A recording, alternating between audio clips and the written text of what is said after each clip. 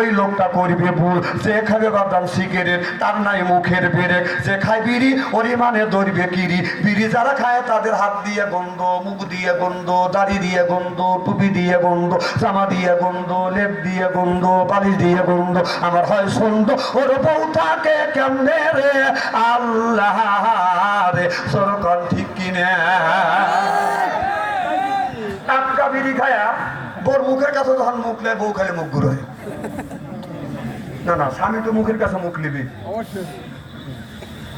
বউ যখন মুখ ঘুরা, স্বামী কয় যে আমি তোমার মুখের কাছে মুখ লে, তুমি মুখ ঘুরা কারণ কি? বউ কয় শরমও করে লজ্জাও করে। এই মাত্র টাটকা বিড়ি খেয়ে আমার মুখের সাথে মুখ লাগাইছো, তোর পাশা বসাইতে তোর মুখের গন্ধ দিচ্ছি।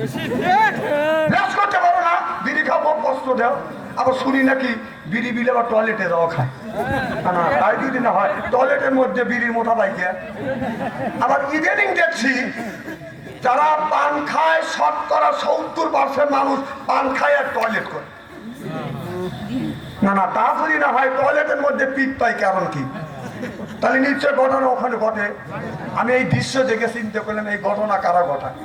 তাহলে রইলাম, এখন দেখি যে এক বুড়ো টয়লেট থেকে বের হচ্ছে।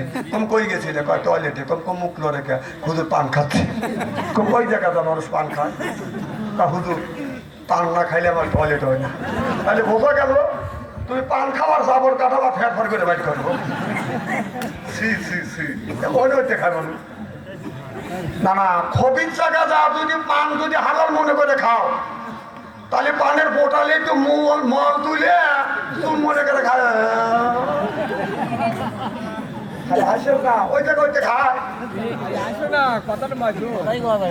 কথা কি অবস্থা বলতেছি নাকি আমার ভাইরা?